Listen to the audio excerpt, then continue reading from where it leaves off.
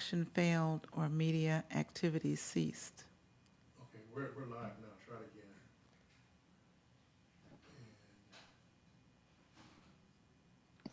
Can't find his song.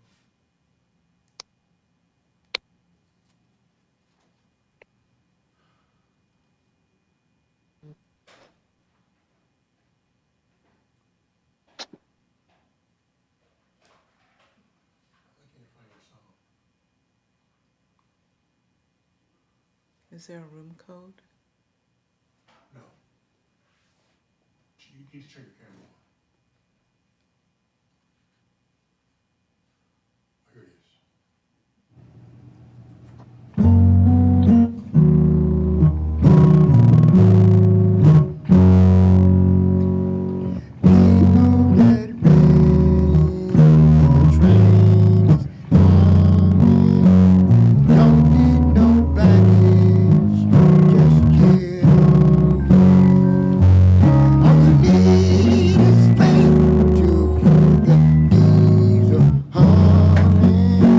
Don't need no ticket.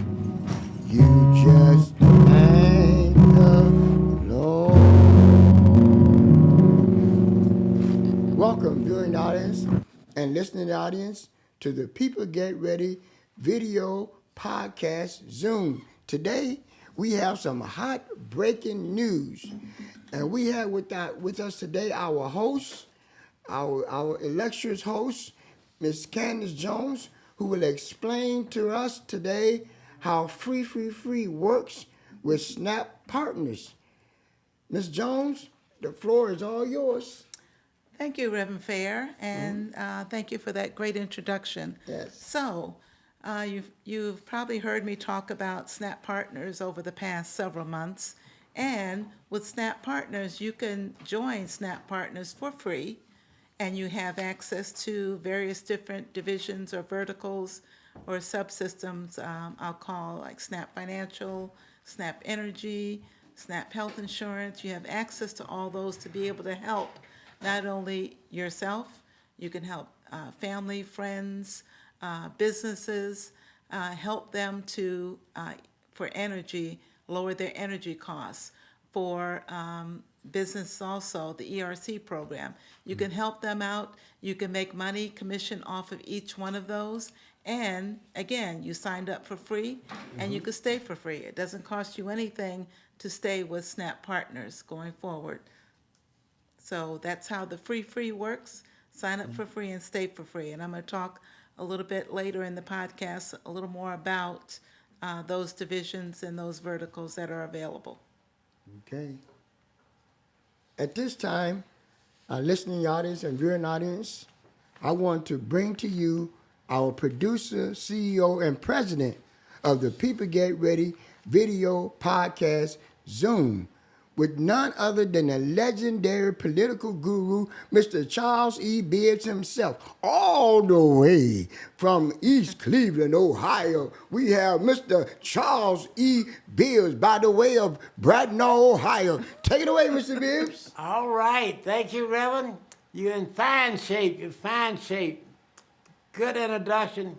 Good people get ready. You're right back like you were, and even a tidbit better than you were before. Yes, sir. Welcome back. Welcome back. Thank you. And it's going to be my pleasure to bring to the front Business Person of the Year, Yes, sir. Entrepreneur Extraordinaire, Gospel Recording Artist, All right. Soul Recording Artist. Mm-hmm. Just recently did a fantastic job at Love Church in Cleveland, Ohio. Miss Joanne Holly, are you in the house? Miss Joanne Holly, are you in the house? I'm not sure if Joanna's on. We're having a little technical difficulty. Well, whenever you get here, Miss Joanne, we'll come back to you. And we have so much news going on, we'll be able to cover for you until you get here. And I hope you can make it tonight. Thank you very kindly. Reverend Ben Fair, Yes, sir, Mr. Bibb. I think I got some heartbreaking news coming from you. Yes, According sir. to my program, you're next up. Mm-hmm. Would you tell us what's going on? Yes, sir, Mr. with Bibbs. Donald Trump. It's coming out of Washington, D.C. Mr. Donald Trump, ex-president Donald Trump, the judge presiding over Donald Trump's election case has ordered attorneys from both sides to meet in court Friday to discuss proposed districting of what the former president can publicly disclose about evidence gathered in the investigation. The U.S. District Judge Tanya Kukin had ordered special counsel Jack Smith's office and Trump's lawyers to pick a date on or before Friday for a hearing in a dispute over competing protective order proposal that would enable the government to start handing over evidence to Trump's team. Trump's attorney John Laurel and Todd Blanche countered that prosecution proposal order and is to broaden and could partially muzzle their client who's the front runner for the Republican presidential nominee. The federal prosecutors countered in a court filings that Trump proposed revision to their order were designed to allow him to try this case in the media rather than in the courtroom, Mr. Bibbs. At a rally, listen to this, at a rally Tuesday in New Hampshire, before Cotton, who is the judge, issued her order, Trump portrayed the government's proposed order as an assault on his First Amendment rights. I will talk about it, said Trump. I will. They are not taking away my First Amendment rights, Trump told the crowd. In an intense ruling late Tuesday, Cotton ordered both sides to appear before her at 11 a.m. Eastern Time Friday. The four counts indictment accusing Trump of using unlawful means to try to stay in power alleged that he carried out his scheme with help of 6 co-conspirators, 4 attorneys, a Justice Department official, and a political consultant. Trump has pleaded not guilty to maintain the probe is part of a Democratic witch hunt against him, Mr. Bibbs.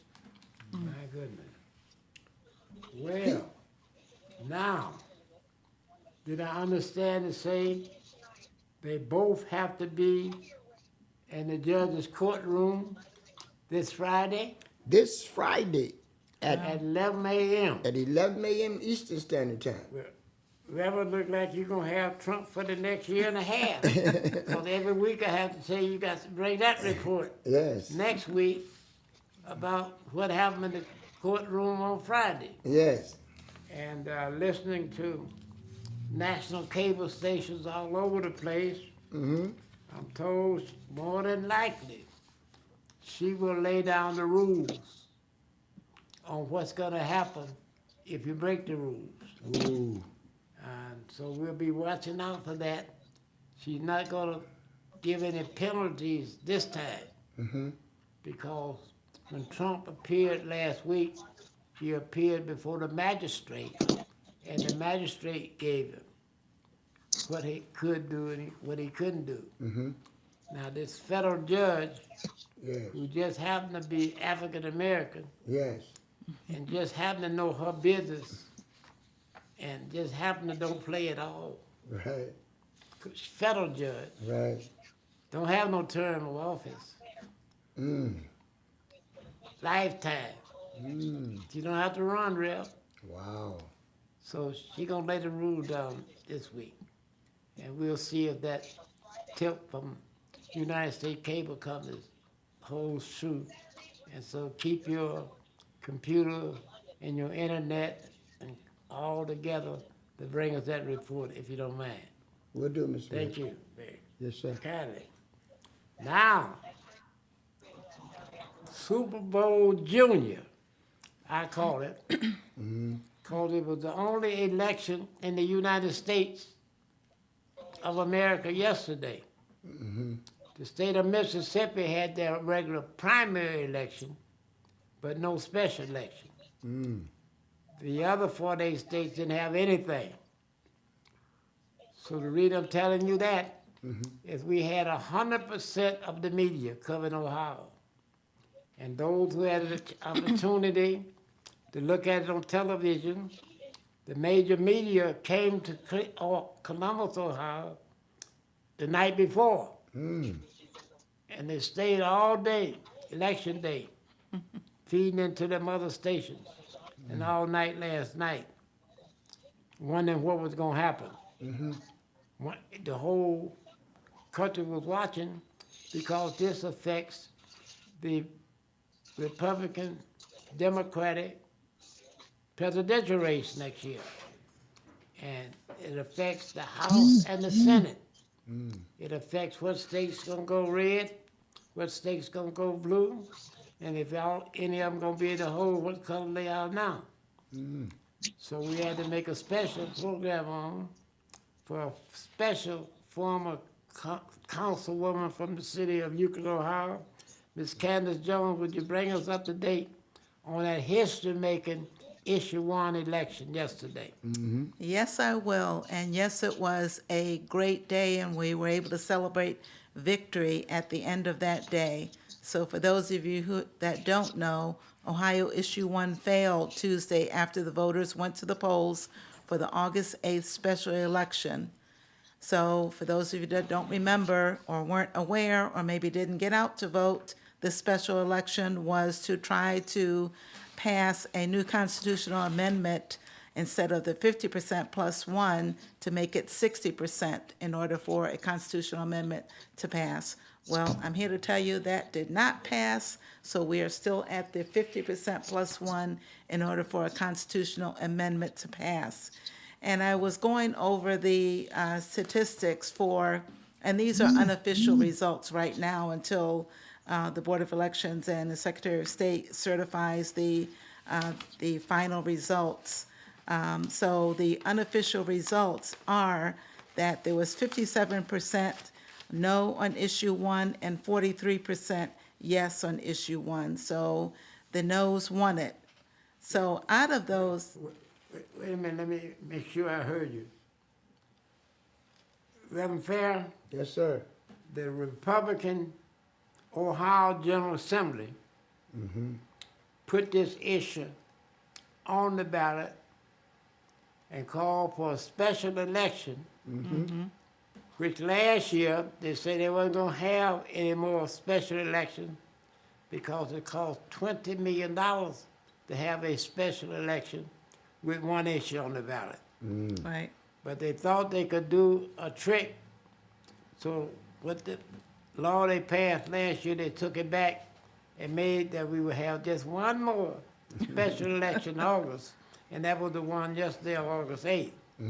Now they put it on the ballot, and what I'm hearing former Councilwoman Candace Jones tell us, they lost they lost, by a big margin, and they put it on the ballot. right. Yeah, the voters didn't put it on the ballot. Right. They had the bright idea, we're gonna put this on the ballot and pass it. Go right ahead, Ms. Candace Jones, please. Okay, so I also wanted to mention, out of those 88 counties in the state of Ohio, I just want to share with you there, and I don't know if you can see this map or not, but this map is a map of the state of Ohio. And these red sections in here are the counties that passed, well, that did not pass, that had the no votes. The gray ones are the ones that had the yes votes. And I am pleased to say that those counties with the no votes, and there were 23 of those counties with the no votes, is what got it to fail. And one of those counties, Clark County, had won, the no votes passed with one vote. Oh, wow. It was 50-50. They had 16,015 no votes, 16,014 yes votes. Wow. So don't say your vote doesn't count, because every vote does count. And you can see by the results, just from this, looking at this map, all of those counties that voted yes, the counties that voted no were the ones that pulled it off and were able to get that issue, so that did not pass. So I am pleased to say that, we're moving on now. And for Cuyahoga County, just want to bring some statistics up for Cuyahoga County. Cuyahoga County, there were 23.54% that voted yes, 76.46 voted no. So there were, that's a 38% of Cuyahoga County voters. So I am pleased to say that, reporting that, we have a successful turnout, but it doesn't stop here. It can't stop here. All of those voters that got out and voted still need to come out and vote in the November election. And I want to give some more statistics. Early in-person voting, ballots cast by early in-person voting were 18,488. Vote by mail ballots requested were 78,843. Vote by mail ballots returned 66,795. And some of those that weren't returned, they could have been voters that actually went to the polls to vote. I know sometimes when you were getting close down to the last few days, I was telling people to go to the polls to vote. I even offered to drive people, which I did from the Senior Citizens Building in Euclid. I did drive quite a few voters to the polls to vote. So, and just looking at the results and how close some of these counties came that, were able to pull it off with the no votes, your vote definitely does count. So, keep it up, everybody who is registered voters. And for Cuyahoga County, we have 870,658 total registered voters. We need to get more of those registered voters out to vote in the November election. So in the November election, for those that don't know, there is a initiative on the ballot for the women's reproductive rights that will be on the ballot November 7th. So hopefully all of those that voted no for this issue 1, that hopefully we can get more than that will come out and vote yes for the women's reproductive rights. I don't know what the issue number is yet, but when we find that out, I'll let everybody know.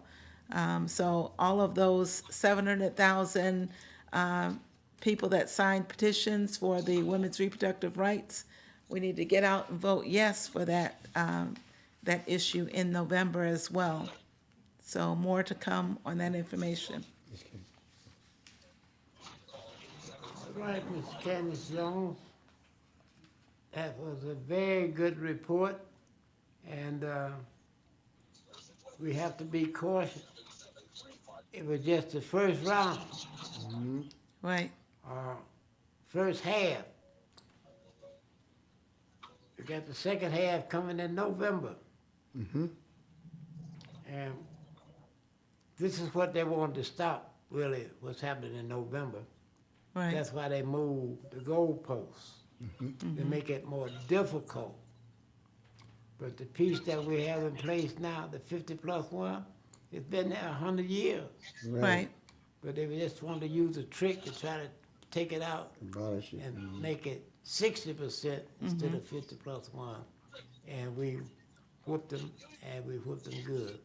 So, And just because issue 1 did not pass yesterday, for the initiative in November, we still have to get that 50% +1 votes in order for that initiative to pass. So voters still need to come out and vote, because if we don't get that 50% +1, that issue won't pass. So voters still need to come out and vote for that as well. So that's a general election.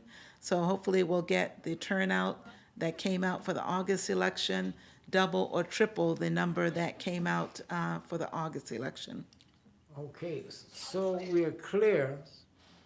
Tell our listening and viewing audience what is the issue in November. So the issue in November, the results from the August election is a victory for the abortion rights advocates ahead of the constitutional amendment on the November ballot that poses a guarantee abortion access up until fetal viability. So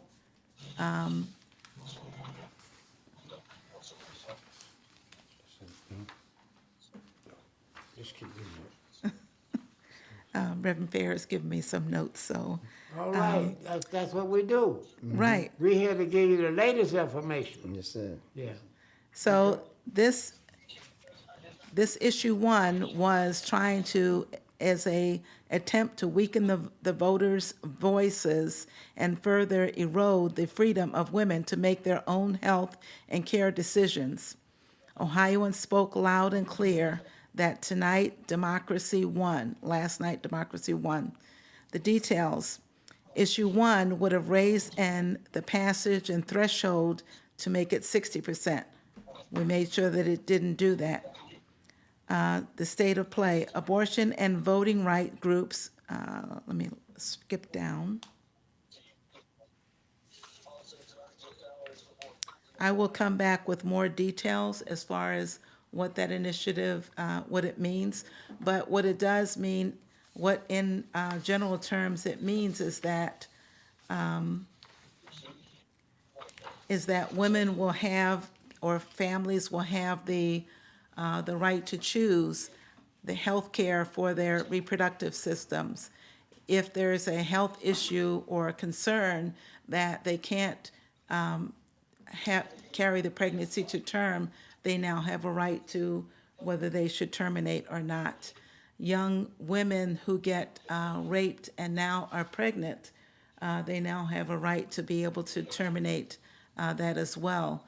Young women who need education on contraceptives and education on their reproductive process now have a way to be able to get that education that they need. So it's not just about abortion, it's about women's reproductive rights. It's educating women on how to take care of their reproductive systems as well. So I'll bring more news and information on that issue as we move forward to the November election. Okay, and I think we will add to that, share with the viewing and listening audience how that issue got on the ballot in November. So that issue got on the ballot. So in order to get a constitutional amendment on the ballot, there's a process that you have to go through. There's a first stage, you get a certain number of signatures. Then if you pass and get that certain number of signatures, then the second stage of signature gathering. So the signatures were taken to the Secretary of State's office, the second phase. They turned in over 700,000 signatures. Only 413,000 were needed to be able to get this on the ballot. So it was validated that 430-something of those signatures were valid. So the initiative is now on the ballot for November. I think right now it's in the process of getting the ballot wording together. And once that is confirmed and agreed upon, then we'll find out what the issue number is, and we'll be able to go on and communicate that issue number out to the voters so they can start working on getting their selves together to vote. Also, one other thing to mention is for those that may have not partaked in the special election August 8th, the voting rules changed the beginning of this year. You must have a photo ID to be able to bring with you when you're voting early or in person at your polling location. And there's a list of valid IDs that you can bring with you. So that is, make sure you get that taken care of. Also, I wanted to mention that the special election had a large number of vote by mail applications that were turned in. So if you don't have a photo ID, you can always vote by mail where you don't need a photo ID to be able to do that. So Election Day is November 7th. Early voting will be starting at least a month before that. So you have time now to get your photo ID if you don't have it. Vote Riders is still an organization that will help people get their photo ID if they don't have it. And there's a process to go through with that as well. And I will bring that information to the next podcast on how to get in touch with Vote Riders. Very good. Thank you. Good report on what we can look forward to for the November election. And Reverend Ben Fair, Yes, sir, Mr. Bibb. you have some information we can use. And I'm sure you'll be coming up with something new. In fact, I'll just go to you and I'll come back to me. I'll go to you because I want to know what's happening with the Republicans' 24 election. What's the latest news you have on that? Oh, yeah. We have the, thank you, Mr. Bibb. We have the polling, latest news from the Republicans' presidential candidates. And the polling statistics show that that Mr. Ex-President Donald Trump is at 52.4%. Seems like every time he get indicted, Mr. Bibb, his percentages goes up. Goes up. That's absolutely right. And you have Mr. Ron DeSantis, he's at 15.6%. And this gentleman here has stepped up. Ramsey at 7.2%. Ex-Vice President Mike Pence is at 5.2%. And you have the Haley is at 4.1%. Senator Tim Scott is at 3.4%. And the ex-governor, Chris Christie, is at 2.1%. And then you have Hutchinson is at 0.9%. And Burgum is at 0.3%. Hurd is at 0.1%. And Schwartz is at 0.1%. My goodness. So you have the ex-president Donald Trump is still in the lead, the front runner for the Republicans candidate for president of 2024, Mr. Bibb. Okay. Interesting. Follow up for you, and then we'll go to you, Ms. Candace. 2 weeks will be the great debate. First one of the 24 election for the Republican Party. 23rd of August. They'll be in Iowa, the state of Iowa. And you have to meet certain criteria to make that. So we'll be back in here that day Right. on the podcast. Yes. And probably will be starting right after we finish the podcast. What I will need to know, and our audience need to know, there are 8 candidates out of the 14 that made the debate meeting those criteria. In 2 weeks, would you please give us the criteria and who made them? So our audience will know who's going to be on that debate that night. And that's going to be a hot one. Oh, yes, sir. And what got everybody in the country, both Democrats and Republicans, waiting to see if the big man who got the big lead is going to come to the debate. He has said, why would he want to come to the debate? He got almost 60% of the vote by himself in a 12 to 14 man race. and women. So this gonna be very interesting. So what I'm asking you to is bring us the lineup for the great debate. So when we leave the great podcast right here, we can go look at the great debate. All right. And we'll give you a full report the next time we meet. Thank you. You're welcome. Thank you. Thank you. And while you get ready and I get ready for the next subject, Ms. Candace Jones, the news, financial news was good and bad today.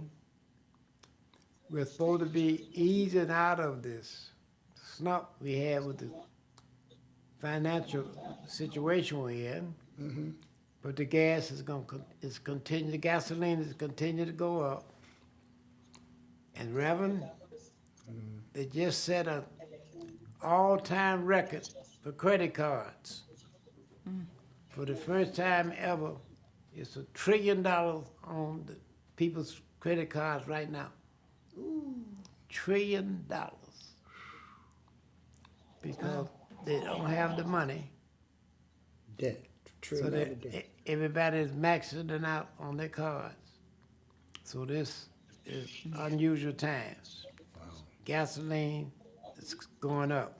It started down, but it's on the way back. Not on the way up, it's going up as we speak. But Ms. Candace Jones, for those who want to try to make some money to keep up with everything going up, she's going to share with us how you can get in business with no money All right. Right? and start making money without spending some money to make money. And would you share that with us, Ms. Candace Jones? Yes, I will. So you can do that very easily with Snap Partners. It doesn't take but a couple of minutes to register with Snap Partners, and Mr. Bibb or I or Reverend Fair can send you a link. You can send it through text message. You click on the link. It asks for some information, your name, your email address. You create a user ID, and you click submit, and you're registered. That's all you need to do. Once you register, you get what's called a back office, and you'll be able to see the various different verticals or divisions that are available. There's Snap Delivered, which is the delivery service which Snap originally launched with in 2021. That's how the business originally started, from food delivery service for restaurants. But the owners felt that they could do more to help not only the community, but businesses as well.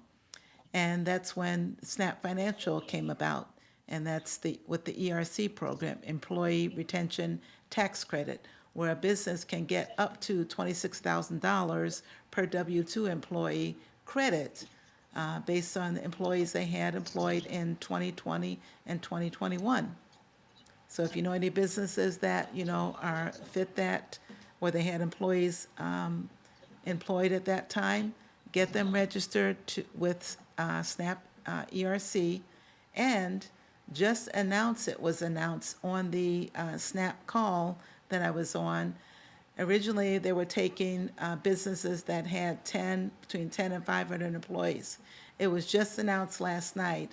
They will also accept businesses that have between 5 and 500 employees. So they reduced the requirement down to a business that may not have that 10 employee, but maybe had 5 or 6 employees during that time. They can also go through the ERC program. With a ERC program, the average commission that someone is making back is up to or starting at $500. So you can make a commission just with referring one business to get an ERC tax credit. That is not only helping you out because you're getting a commission off of that, but it's helping the business out because now they're getting a tax credit with money that they would not normally be getting. This is not money that has to be turned in or repaid back. This is money that goes to the business. They can use it however they choose to use it. It's not earmarked to be used in any special way.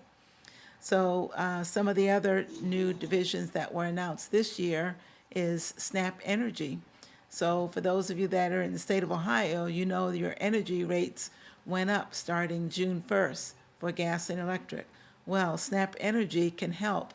Right now, where it's open up for commercial businesses to be able to get them to reduce their gas and electric bills. So it's just a matter of, getting them registered with their business. It's not costing them anything to do this, to sign up for Snap Energy, but yet they can reduce their energy bills. And yet you can make a commission off of that when they pay their bills every month. So it's definitely benefiting not only you, a business, that you're helping them out with their energy bills, and SNAP health insurance. With the pandemic, there were a lot of people that were given Medicaid insurance going through the pandemic. Well, Medicaid is now releasing a lot of those people that had Medicaid during the pandemic, and they will no longer have Medicaid. Well, SNAP health insurance will help an individual or a family that does not have Medicaid any longer, help them find it could be at no cost or very low cost health insurance for them as well, so they can get their health insurance back. So these are just some ways that SNAP Partners is helping not only individuals, business, and the community, because they want to do what they can to help others out. And again, you're registering with SNAP Partners for free. Another vertical that was just is going to be launched in September is SNAP Wellness. So it's with Integris Wellness, which will officially launch September 7th through the 10th. And it's wellness products to be able to help you stay healthy as well. And again, you can earn commissions from those as well. So again, you're starting with SNAP Partners for free, but yet you're helping people make money. You can make money yourself. And again, all of this is for free. So I just wanted to give you the opportunity to be able to join SNAP Partners. You can contact Mr. Bibb if you want to get started with SNAP Partners and learn how to do it. We do have training programs, training classes, or sessions that go on to help you get started and help you learn about the different verticals and how to approach a business or individual on how to use the different verticals that are available. So don't be shy. Very good. And I might add to that, this coming Saturday at Chandler Park, you can come and get trained in the art of how to do the business. We'll be at Chandler Park. It's located at 17325 Euclid Avenue at London Road. It's on the second floor, conference room, 2011. And Reverend, we're gonna give them a little refreshments before they go into training. All right. So from 1:30 to 2, we'll have refreshments. After we finish the first training class, then we'll do the training class to learn how to get this free. It's gonna be awesome. Yes, sir. It's gonna be awesome. So we're trying to help this economy is not moving. When the whole country at one time set a new record for credit cards over $1 trillion. It's on the plastic now. So that everything's backing up. So we'll have to do all we can here at the People Get Ready podcast. Yes, sir. Now, speaking of getting ready, on October the 7th, Reverend, Saturday, October the 7th, we're going to have a festival on the parking lot of Chandler Park. Okay. Absolutely free. Oh. There'll be vendors. There'll be some people there, Miss Candace Jones, selling cakes and pies. Yeah, Oh, okay. wow. Oh, that's right. Rev sell cakes and pies, don't they? Excuse me, Rev, I forgot. That'll be you. And Miss Candace, I'll have my booth there because I'm gonna be, listen to this, Reverend, all my pastors and ministers, gonna show them how to save on their utility bills. All right. I'm gonna be interrupted right now and let Miss Candace Jones tell you about one of our well-known churches, how they saved on them. My good friend, Pastor Chappelle at Everlasting, Oh, that's on the corner of Eddie Road and St. Clair. Would you tell us about his nice blessing there, Miss I certainly Candace Jones? will. So, one of the Everlasting church members signed up with SNAP for free, and he wanted to help his church out where they can get lower energy bills. So, we signed his church up for the gas bill. So, I don't have the numbers of what they were paying before. I didn't bring that with me, but they will have significant savings with their gas bill. So we just signed that church up this past weekend. So it will take one billing cycle for everything to get, the background stuff to take place. But nobody comes out to his church to do anything. They don't have to do anything. They just gave. So the church member had the church's bill. We took information from the bill, the rate that currently is. So going through it's USA Energy, which is a broker system for the energy companies. We found the lowest rate for them. They agreed to the rate that they wanted to use, and it's for 12 months. You have an option, for this one, you have the option of 12 months, 18 months, or 36 months. They chose the 12 months. So for the 12 months, they'll get this reduced rate, and then when it comes time for renewal, it will either be the same or lower if the rates happen to go down. So it's just an easy process. You fill in the information from the church, you give the contact person for the church's name, and then you scan their bill, and it goes to the company that you have selected for energy. And then they will contact the resource that turned it in, the church member that turned it in, and give them all the details once everything is all hooked up and ready to go. But the church does not need to do anything else going forward. They'll get their new energy bill once it kicks in and starts. And it usually takes one billing cycle for that to happen. Okay, that's great. so Reverend, you'll have your booth with pies and cakes, and I'll be right next to you with my booth. I'm telling all my friends, pastors and ministers, to just bring your bill with you. Let me see, am I right, Miss Candace? And we can take a picture of that bill and get all that taken. You Right, don't have to we go can to get the all that church, We can get all that taken care of at that time. right at the booth. And Reverend, if you got it, you can send them on the booth and get yours, because you're a member of SNAP too. Yes, sir. Okay, so you can have SNAP and cake. That's And- gonna be great. Yes, it's great. We want to help the churches out, but there are so many businesses out there that, need to reduce their rates as well. Right. You look out all these commercial properties that will probably have large bills because they use a lot of electricity. So, why not help them reduce their electric rates as well? So it's gas and electric for commercial properties. Residential will be coming soon, but it's not ready for residential. But, the commercial properties are large users of gas and electric. So let's start by helping them out, get some money in your pocket, and help residentials when it's available.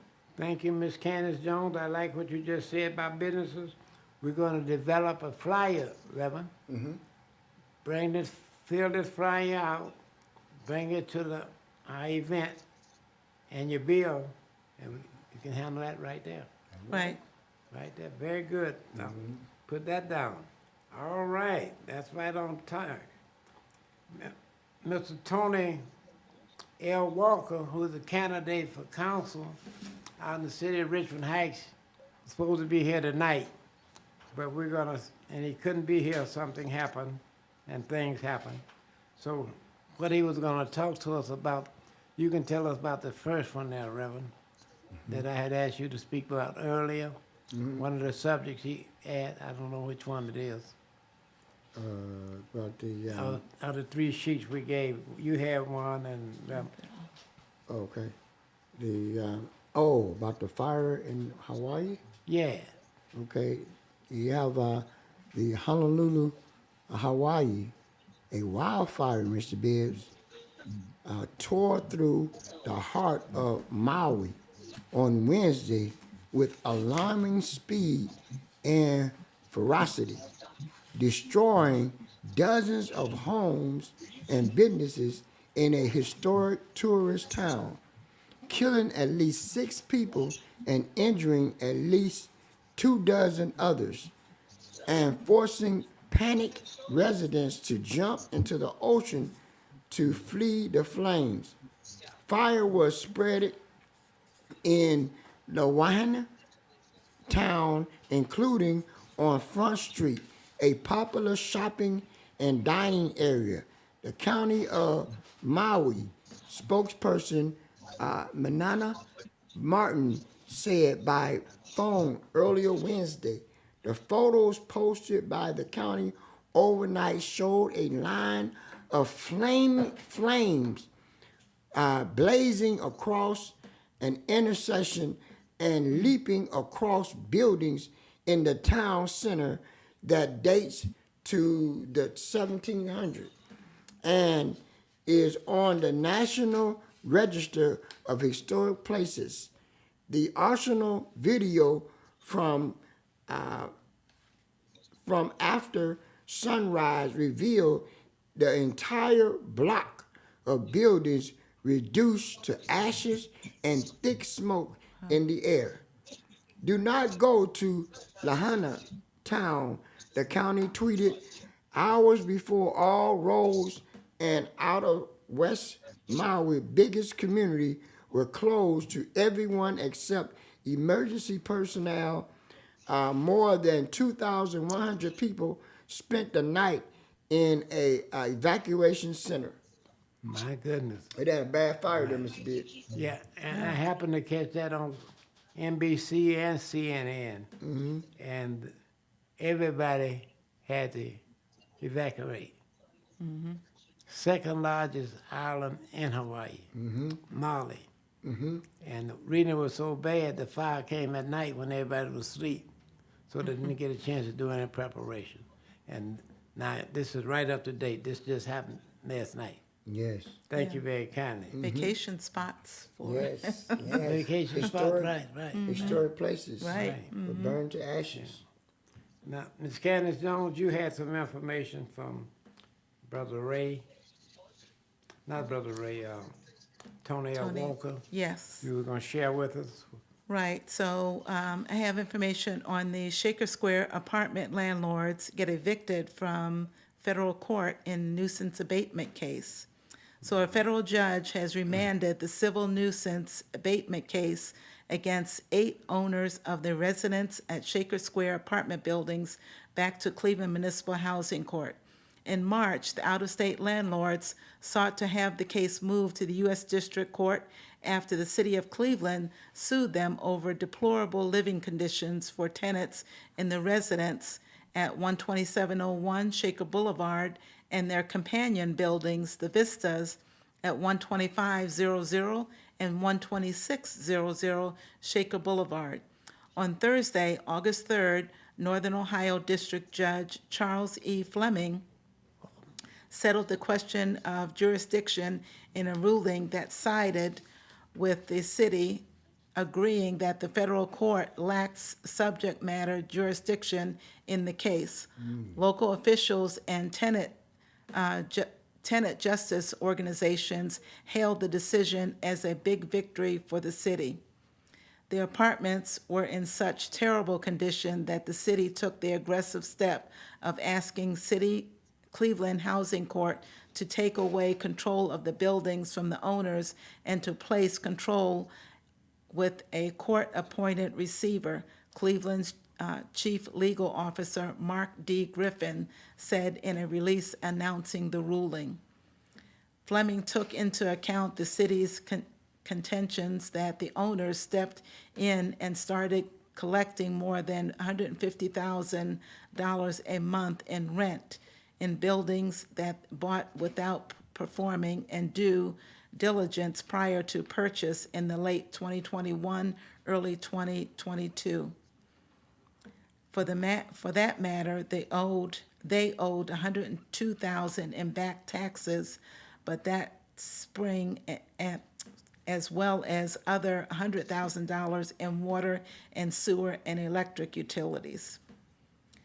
As for their attempt to get jurisdiction and transfer it out to municipal housing court, this tactic effectively delayed the case until the federal court ruled on the city's motion to remand. Griffin said, thanks to Thursday's August 3rd decision, the city can now prosecute the case aggressively. Wonderful, wonderful. Now, Reverend, I did not know when I asked Miss Candace Jones to read that. I did not know that her good friend, that I introduced her to him, my good friend, and before he got sworn in, we had a little reception stuff, and we was at his house. Now, what we know about this company that's been getting away with this, they in serious trouble. Right? Now, our engineer might know his late father, Judge Charles Fleming. He used to be a municipal judge in Cleveland Municipal Court. Now, the son is a federal judge appointed by Biden. He sits down at the Carl B. Stokes building every day. And he knows what to do when he's on the bench. So we'll be hearing a lot from federal judge who doing the right thing, like this coming Friday. This judge will be doing the right thing with getting her court in order. Because we didn't go into it, what's going to happen Friday, she's going to tell how her court is going to be run. And see, when federal judges speak, I learned it as a young man. That's all I can say. Woo! Ain't nobody. That's it. Right. And that's gonna be that is just wonderful. And it's a shame that people have to live in conditions like this and take it to this extent for something to get done. Just to name some of the things that were in this article about were problems with this property: conditions, serious plumbing issues causing water damage and mold, no kitchen cabinets and existing countertops buckling, a bathroom with large holes, lack of handicap accessibility, improper or missing fire suppression systems, inoperable smoke alarms. With the number of fires that go on, you need smoke alarms so the people don't get hurt or, lose their property. So it's a shame that, somebody has to live in conditions like this, take it to this extent to be able to get something done for them to live in comfortable conditions. And Reverend, the reason they're able to get away with that, those on Shaker Boulevard, big apartment buildings, and the rent's paid by the federal government. You with me? Section 8. You heard of direct deposits? That's The money correct. comes from the federal government direct to the owners of the building. Right. The tenants don't touch the money. You got it? But now they got the right one on it now. And I'm hoping that, other landlords are listening to this, because there's other apartment complexes, maybe not this serious, but that have, conditions that they need to improve on. Ms. Candace Jones, you heard that right. Because once a federal judge gets involved, they don't come out till it's over. They're gonna get it. And this goes through the Cleveland Housing Court. I don't know if you know how it works. It's separate from the municipal, even though it's a municipal court. But she got her own staff and everything. And that's where candidate for judge, Jeff Johnson, was the administrator until he started running for judge for this November election. So that's good. Good news. Good news. Very good. Good report.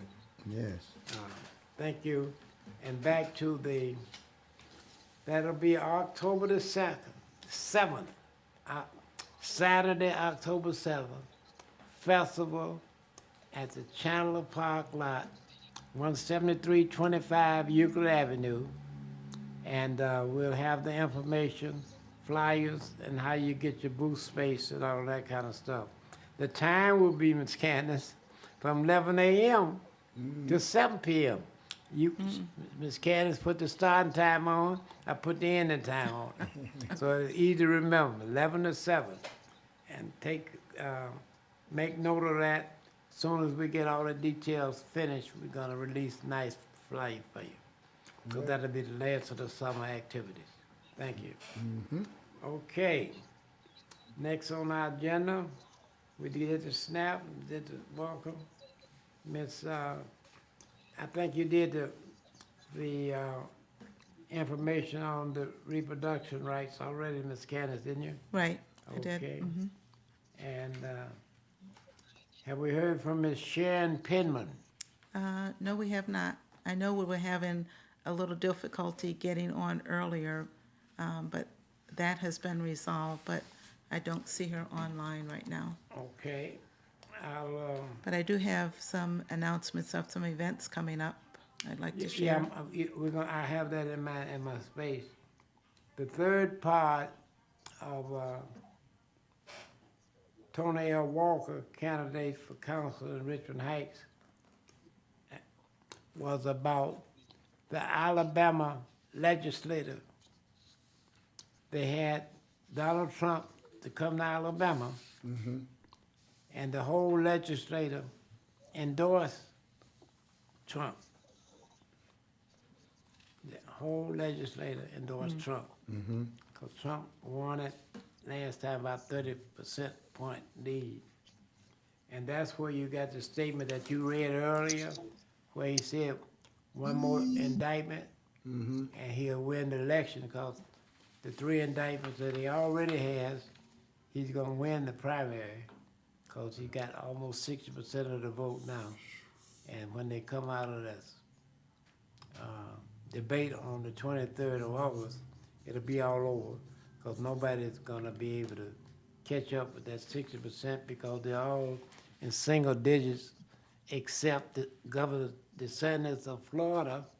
And Governor DeSantis 3 months ago had 30% of the vote, and now he down to what's on your figures over there, Rep? DeSantis? 15%. He down to, he done cut it in half. The more he run, the less points he get. So he'll be out, and Rep, while you were away, he just fired his campaign manager, Ms. Candace Jones. And that's a big deal for a presidential candidate. He just fired him yesterday. Wow. Because he keep going down there and he can't get no handle on it. And that crazy nonsense he talking about slavery, if you hadn't heard about it, Miss Candace, he said slavery benefited the slaves because they could use some trades later on. Now, they did learn trades, but they don't have no off days to use it. Slaves didn't get off days. So whatever trade they did, they used it for the owner. And so that's one of the reasons his points keep going down and down and down. So that was, and there's no way for him to reverse that. And the hour was getting late, and I want Ms. Candace to read all of the notices and information we have about events coming up. Go ahead, Ms. Candace. Okay. So the first one I want to mention is Patricia Solomon shared this information with me today, that there is a fresh produce distribution open to the public community mobile food pantry. It will be the second Wednesday of each month, and the location is at the Hayes Temple Church of God, 3158 East 94th and Ramona Boulevard, Cleveland, 44104, I'm sorry. The lower level, enter off of Ramona Boulevard entrance. For questions you can call 216-721-3570. So there's free fresh vegetables and fruit. It'll be passed out until they're all gone, the second Wednesday of each month. I also want to announce that the Euclid Democratic Club is having their annual brunch. The date will be Sunday, August the 20th, 2023, 11 a.m. to 2 p.m. The location is changing from where it has been for a number of years. The location will be the venue on North Vine, not North Vine Street, but venue on North Vine, 20713 Retcher Avenue in Euclid, Ohio. So this is, Retcher Avenue is off of East 200th Street, right next to the plaza where Drug Mart is. The tickets are $45 a person, or you can get a table of 8 for $320. You're saving money there by getting a table of 8. So if you're interested in tickets, you can go on the Euclid Democratic Club website, eucliddems.org, and there's a QR code you can scan or a number you can call. That's Sunday, August 20th. And I want to thank everybody for listening to our podcast today. And back to you, Mr. Bibb, to say your goodbyes. All right, thank you, and I hope you can use the information we share with you. And we'll see you in 2 weeks on the 23rd, the day of the big Republican debate. And take good care of yourself. Have a nice evening. Thank you. Okay.